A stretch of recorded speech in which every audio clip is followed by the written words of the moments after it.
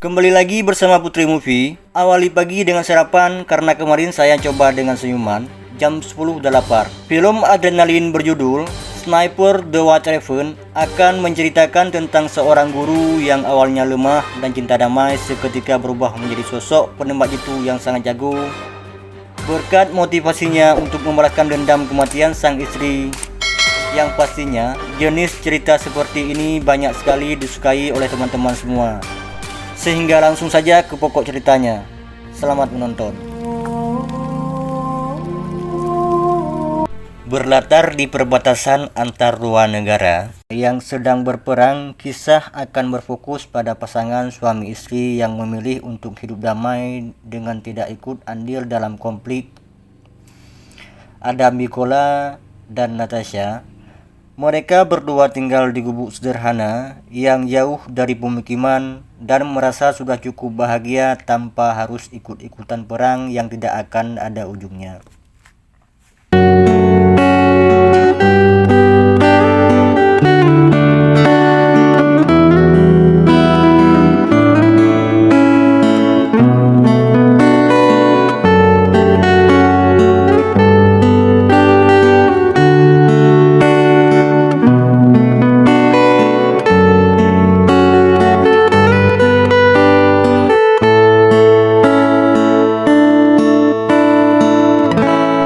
Mikola sendiri adalah seorang guru matematika yang setiap hari berangkat mengajar menggunakan sepeda ontelnya. Sedangkan Natasha sendiri mengurus rumah sambil sesekali melukis dan membuat karya seni sesuai dengan hobi dan bakatnya.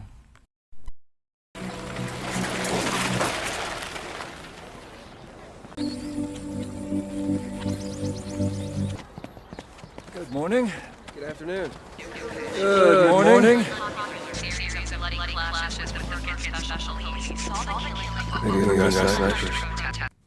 Velocity is calculated. Saat mengajar, Mikola tak jarang di sekolah mendapat perlakuan tidak menyenangkan dari muridnya akibat dirinya yang berasal dari negara sebelah alias musuh dari negara ini. Mikola yang sabar dan tak suka kekerasan pun memilih untuk diam ketika diperlakukan seperti itu oleh muridnya sendiri. We both know you don't belong here.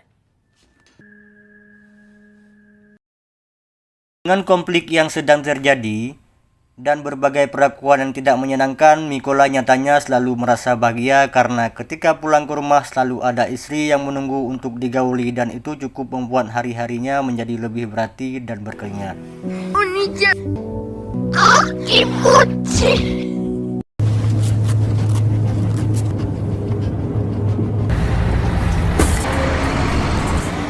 Keesokan harinya ketika akan berangkat mengajar, Mikola melihat dua tentara musuh sedang berjaga di jalan yang sering dilalui yang tanpa curiga sedikit pun.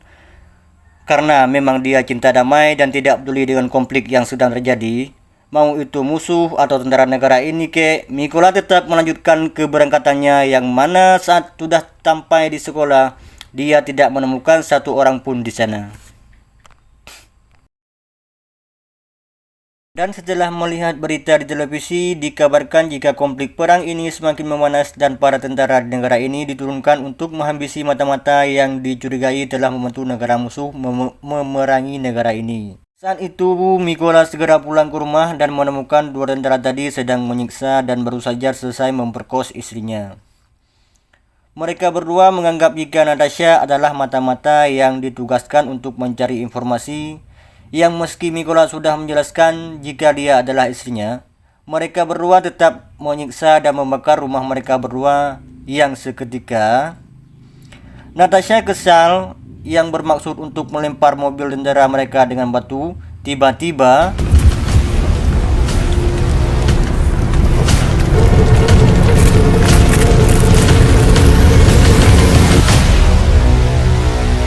Mikola ditemukan dua tentara negara ini tengah tertidur tepat di samping jasad istrinya, di mana kedua tentara yang baik hati ini pun menggali tanah untuk menguburkan jasad Natasha. Sedangkan Mikola sendiri nampak masih sangat terpukul dengan kepergian sang istri tercinta. Yang di tengah puing-puing reruntuhan rumahnya, Mikola menemukan satu patung kayu buatan istrinya untuk dibawa dan disimpan sebagai kenang-kenangan terakhir mendiang sang istri tercintanya.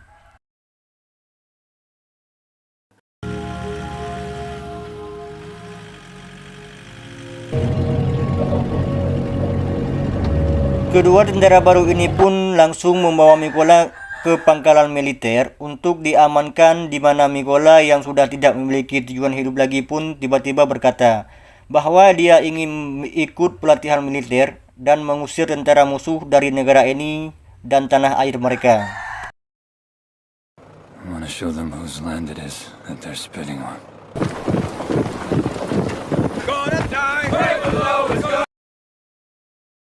Pada awalnya, Mikola mendapat kesulitan dalam berbagai jenis latihan karena, ya, wajar sebagai seorang guru matematika yang cinta damai, anti kekerasan, dan tidak pernah latihan fisik.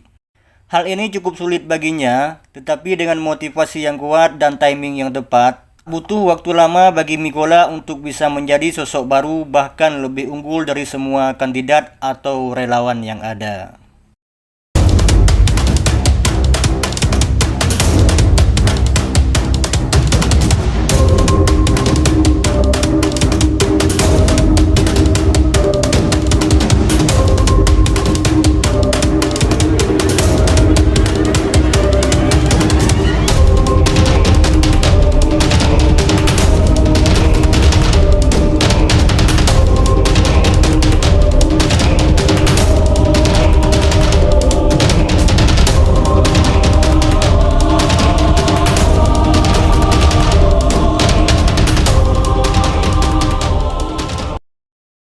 Suatu hari, Pak Pelatih memberitahu bahwa pusat sedang kekurangan sniper di baris depan, di mana saat Mikola berdiri dan mengajukan dirinya, Pak Pelatih dan para relawan pun sempat ragu karena fisiknya yang seorang cinta damai dan anti kekerasan.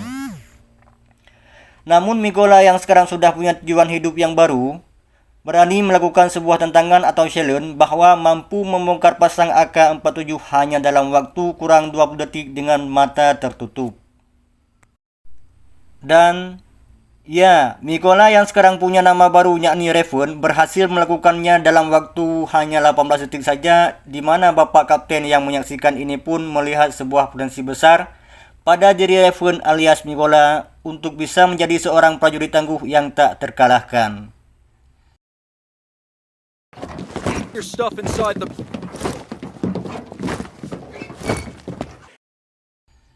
Singkat cerita, Raven dan beberapa relawan terpilih pun dipindahkan ke tempat pelatihan khusus sniper, di mana mereka semua diberikan senapan jenis SFD atau senapan rundu Dragunov, dan hanya Raven lah satu-satunya relawan yang diberikan senapan berbeda, yaitu senapan biasa yang sudah tua. Hal ini sengaja dilakukan karena Raven tidak punya basic militer dan masih baru dalam dunia kemiliteran. Meski diperlakukan berbeda dan selalu mendapat perlakuan tak sama, Raven menunjukkan mental dan tekad yang kuat jika dia tidak bergeming sedikit pun ketika instruktur menembak tepat di samping tubuh para relawan. Yang hal ini merupakan sebagian dari pelatihan sniper bahwa aturan dasar seorang sniper adalah tetap tak terlihat dalam keadaan apapun. Dalam teori dan perhitungan, Raven lebih unggul di atas yang lain karena seperti kita tahu, dia adalah guru matematika yang sudah terbiasa dengan hitung-menghitung seperti Archimedes. Sehingga sebelum menyelesaikan soal, Raven sudah bisa menyelesaikan jawabannya. 940 and 804.5. Not bad, Raven. Saat ujian menembak, para kandidat diharuskan menembak dalam situasi sulit penuh kabut, di mana saat yang lain menembak sesuai dengan instruksi, Raven tetap sabar menunggu dan tak kunjung menarik pelatuknya, di mana dia menunjukkan kesabaran seorang sniper sejati dengan menunggu waktu yang tepat untuk menembak. Code green! Code green. Raven minus. Exam complete. I didn't shoot. +3, Raven.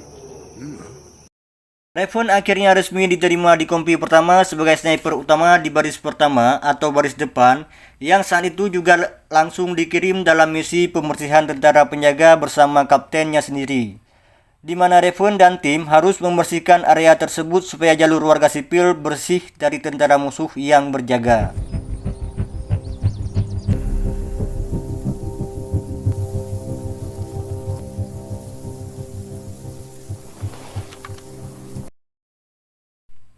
Saat itulah muncul sebuah mobil berisi dua warga sipil yang sepertinya pasangan suami istri yang akan memasuki negara ini. Para oknum tentara ini atau oknum musuh tentara ini pun menghadang dan bermaksud untuk memperkosa istri dari warga sipil tersebut. Setelah suami dibuat tak sadarkan diri dan sebelum semua ini terjadi, Raven dan tim sudah siap.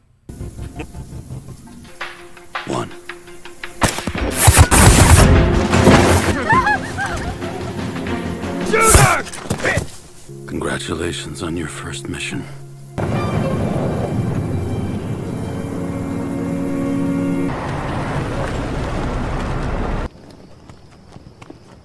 Citing a policy of ban on imported food from the EU and several other countries. Early elections after dissolving the current.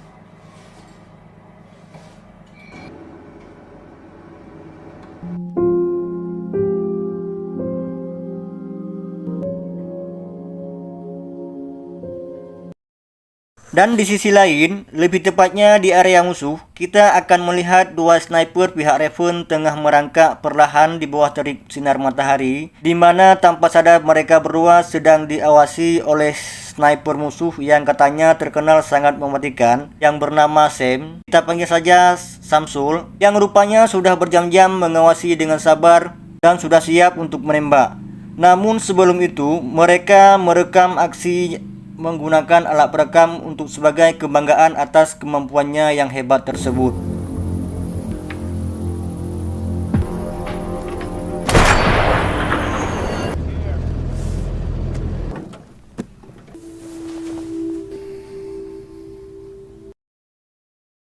Satu sniper ini pun berhasil dievakuasi ke pangkalan dan cukup membuat sikap tentara dan semua orang terkejut karena sniper ini terkenal paling jago dan paling hebat di pasukan mereka. Sehingga kematiannya cukup menjadi sebuah pertanyaan tentang siapa sniper musuh yang sudah mampu membunuhnya.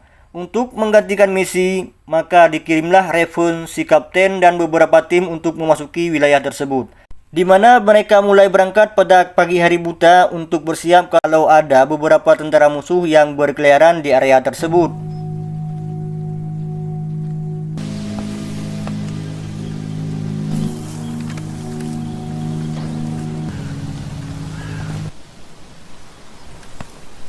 Plus.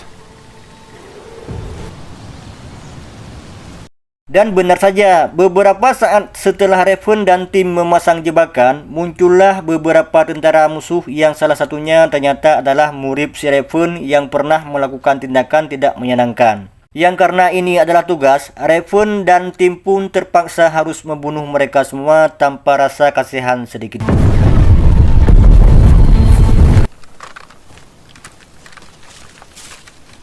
Who's Ivan? My former student from Horlivka. Setelah berhasil memantai pasukan pertama, Raven dan kapten pun berhasil masuk ke pos pertama yang di situ mereka perlahan merangkak untuk mengawasi dua tentara yang sedang berjaga. Yang setelah disidik, kedua tentara tersebut ternyata adalah pelaku yang telah memperkosa dan membunuh Natasha, istrinya, yang mendesak sikap dan menyulitkan untuk bersabar dan jangan dulu menembak. Hasrat dendam dalam Raven seketika menyeruak, yang membuat jarinya tidak tahan untuk menarik pelatuk. Dan ya, Raven pun berhasil membunuh satu dari dua pelaku tersebut. Tetapi masalahnya sekarang, posisi dia dan si kapten ketahuan sehingga satu pelaku yang tersisa pun langsung memberitahukan posisi tersebut sehingga si sniper Samsul berhasil membunuh si kapten dengan cukup mudah.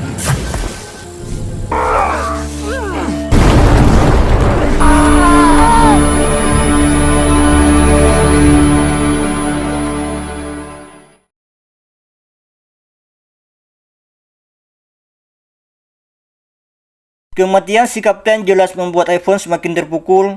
Setelah kehilangan sang istri tercinta, kini orang terdekatnya pun harus meninggalkan dia. Di mana Raven nekat melakukan misi sendirian untuk menumbangkan 2 sniper musuh di wilayah mereka. Yang posisi tersebut cukup menyulitkan karena kedua sniper musuh sudah standby di posisi masing-masing.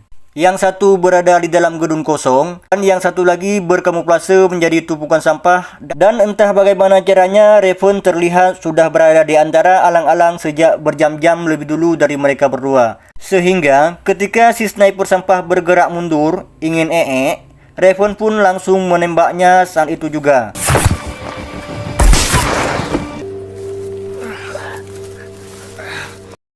Berlalu, Raven pun dipanggil ke pangkalan Pusan yang di situ sedang terjadi masalah serius ketika si sniper Samsul mempublikasikan rekaman video miliknya. Ketika membantai 5 sniper mereka dan 3 penembak senjata mesin, termasuk si kapten.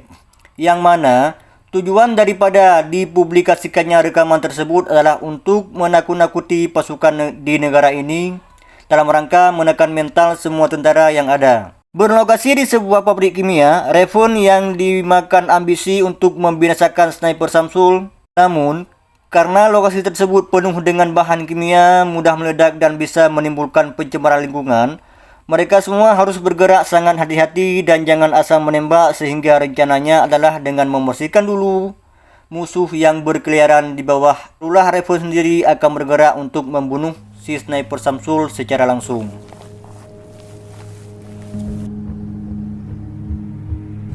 In position.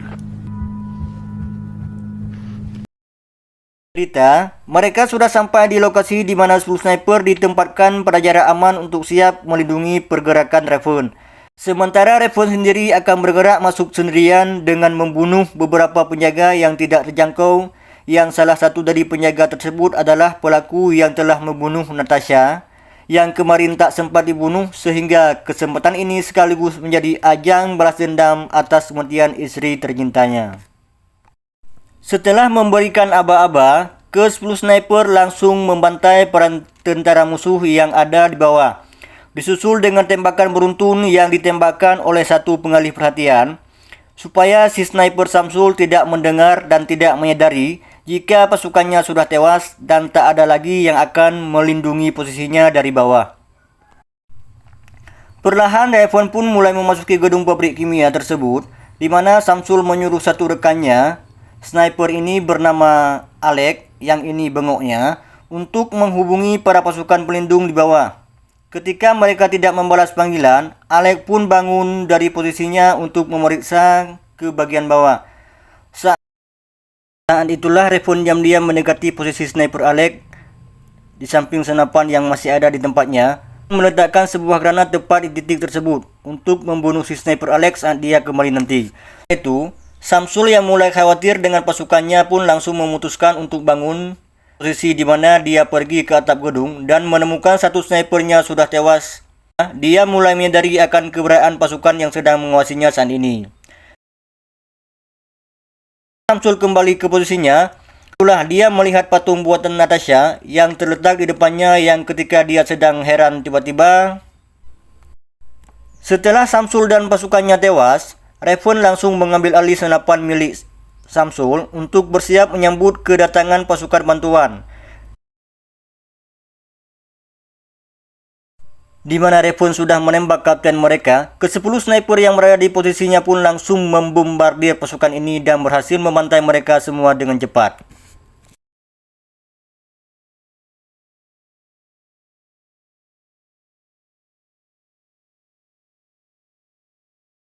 Misi ini berhasil, Raven pun berjalan kembali ke arah rumahnya yang kini sudah menjadi puing-puing dan tak terurus lagi.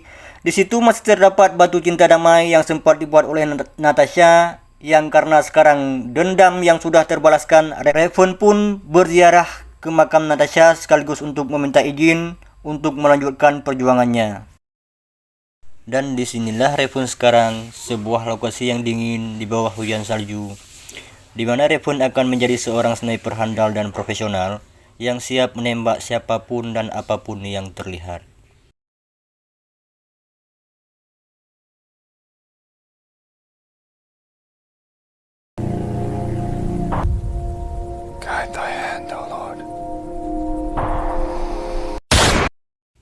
tamat. Ending yang cukup merepotkan. Pesan yang bisa kita ambil dari film ini adalah perang adalah setiap peperangan akan tercatat dalam sejarah. Dan mungkin perjuangan menjaga perdamaian ini akan dilupakan sejarah. Tapi itu jauh lebih baik daripada sebuah peperangan yang diingat sejarah.